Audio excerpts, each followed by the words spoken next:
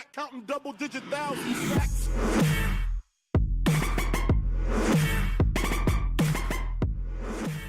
Yo, what is going on, guys? Your boy Russ back again with some Madden 18 Ultimate Team. So today we have a brand new pickup, and it is going to be the Tier 3 power-up Matthew Stafford. So let me go ahead and tell you guys why I got Matthew Stafford.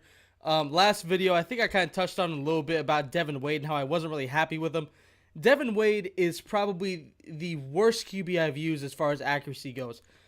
Don't know what the problem with him was. It was just he couldn't make throws. I mean, it was bad. I mean, he for real could not make a mid-throw. He couldn't make short. He would miss everything, man. Throws on the run that were just awful, and I just couldn't deal with it anymore. So I went ahead and got Matthew Stafford for the sole reason that he has 91 throw power on this power-up Tier 3 card. Now, that's not really the only reason. Well, honestly, it is, to be honest. Like, he had pretty good accuracy. The only thing about him is that he has really low short, but I wasn't really worried about that because it's kind of hard to, fuck up short throws when you're, like, sitting in the pocket, which is what I'm planning to do with Stafford.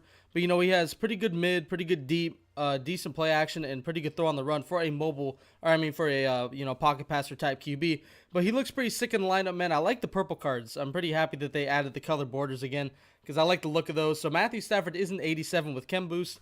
I didn't mean to give him Chem Boost. He kind of just got it when, put him in the lineup. I think it's like the Go Deep Chem or something like that. But we also picked up, we upgraded Ray Lewis from an 85 to an 86. And I'm trying to get him to an 87 because then I'll probably put him back in middle linebacker and he will kill. Ray Lewis is an absolute beast. I love him. He's like the best player on my defense, to be honest. He plays like a monster. I think he even plays better than Ryan Shazier. And Ryan Shazier is a beast.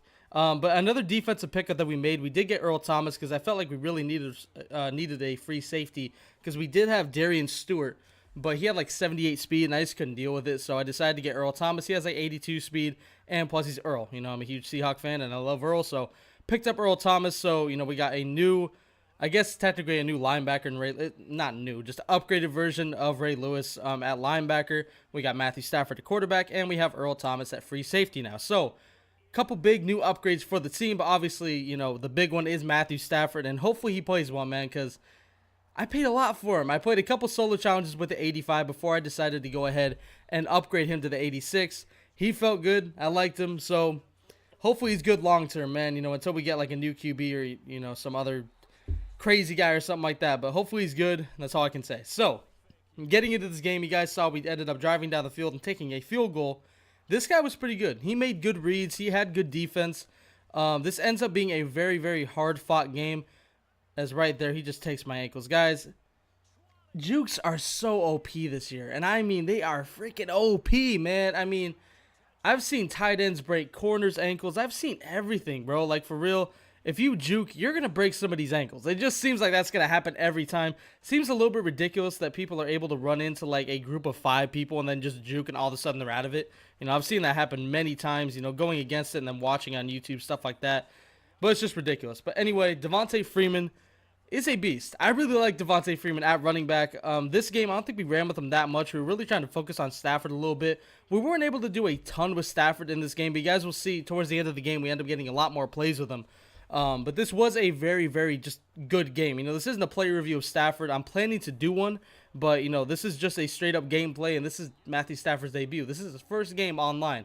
So you guys are seeing, pretty much my first reactions to, how he threw and all that type of stuff. Like I said, I'd only played a couple previous solo challenges with him, and it was just with the 85, not the upgraded one. But right there, Devonta Freeman, he does have 6 rushes for 38 yards. He gets us to the 18 inside the 20 in the red zone, and then we're quickly knocked out of the red zone by Jalen Ramsey. 2nd and 21.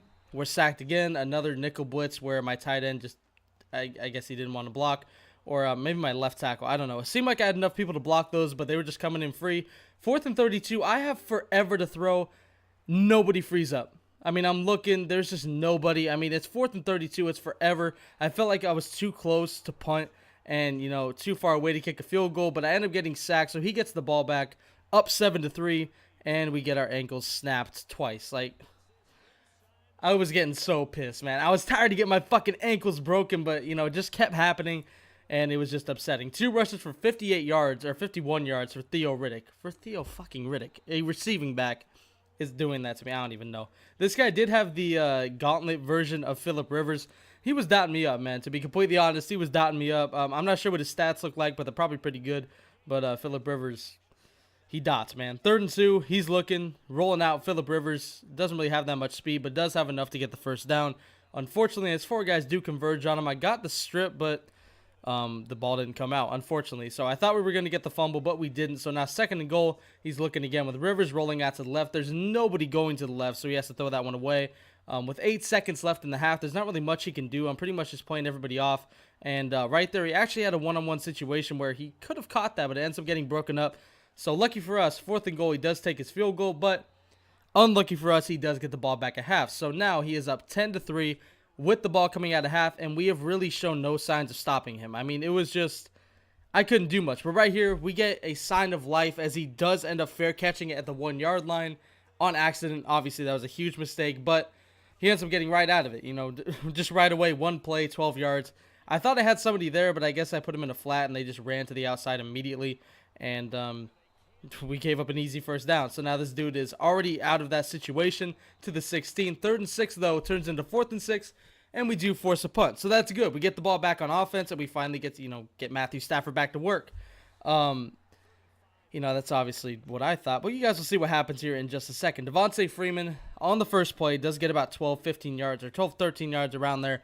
So a pretty good first down carry. He did come out running DB dollar, fire blitz, whatever the fuck it's called. There's a bunch of names for it. I don't know. Basically, 3-man rush, send 2 corners, and we just ran up the middle. So 1st and 10, Matthew Stafford rolling out to the right. I see a running lane. I try to slide right here. You guys can see me kind of go into the animation, but we fumble. So Stafford, unfortunately, in his first game, has not gotten a ton of looks on offense because this dude has been on offense probably like 85% of the game. But then when he does get his chance, he fumbles. Now, Matthew Stafford throwing the ball in this game was pretty damn good. Running the ball, that's a different story. He fumbles right there. Really screws us. I did try to slide, but we just got popped up into an animation and we dropped the ball. So 10-3 right now. We're just trying to get a stop, man. But again, we're not really getting many stops. We had that one, and honestly, after that, I was like, I don't think I'm ever going to get another stop on this dude again. He was for real dotting me every time. But luckily, right here we do. 4th and 9, we have a chance to stop him, but busted coverage. That was my fault. I tried to play the route over the middle, and I should have went back to play the route inside. I didn't. So now this dude has the ball again, in the plus side, or on the plus side of the field, inside the 40. Well, actually now outside the 40 after you got a negative run. But 3rd and 12, he's looking with Rivers, and I don't even know what to say right there, man. Thought I was in position. Guess not. Right here, I got to give credit to this guy. This was a really good play call. He comes out in empty backfield, audibles, has LaDainian Tomlinson in the backfield, quick hikes me, completely caught me off guard. A very, very good play. I'm going to call it, how it is, man. That was a really good play. He caught me off guard. He got a very easy first down. So now we got to start using our timeouts with 1 minute and 30 seconds left, probably 1 minute and some change left in this game. Trying to get Stafford one last drive to try to, at least score a touchdown and kick a field goal. Or, score a touchdown, kick the PAT, and then try to go for an onside. But right now, down by 10 points. It's not looking good with us only having 1 timeout. We're obviously going to have to use that timeout at some point and just try to go for the onside. Right here, we get a really good kick return with Tyler Lockett, a new addition to the team that I didn't really name. But Tyler Lockett is going to be our kick returner now. He's going to pretty much replace Ted Ginn. But right there, we'll make a hell of a throw across our body. Luckily, was not picked, but it ends up getting stripped and recovered by O.J. Howard on the sideline, so he does not get out of bounds. So we're not able to stop the clock right there. We try to throw back across the field. Nothing really doing. Right here, we actually run a QB draw, and we get like 10, 11, or 12 yards right there. We take a big hit, but Matthew Stafford does hold on to it. So 1st and 10, again, I take off. This dude was running faggy, pretty much playing everybody off, so I just took off twice. And just like that, we're at the 1, but only 25 seconds left, so very minimal amount of time. But we do dot it up in the back of the end zone with 22 seconds left to John Ross.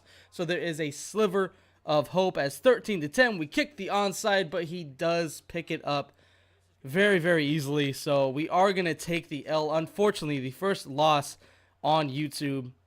That sucks, man. Really sucks editing losses, especially ones like these where I felt like I should have won this game. A couple things go differently, and I'm in the lead. But you know what? That's just the way things go, man. One thing I have noticed is that I'm having a lot more fun playing Madden than I did in Madden 17. I'm not getting pissed as much. I'm enjoying this game more. I still had fun playing this game even though I lost. Matthew Stafford, I think, played pretty well. You guys got to expect some more gameplay from him. Hopefully he plays well, man. the more we go on, I hope that he just gets better and plays great. So anyway, did hope you guys enjoyed, and as always, Dangerous Army, I'm out.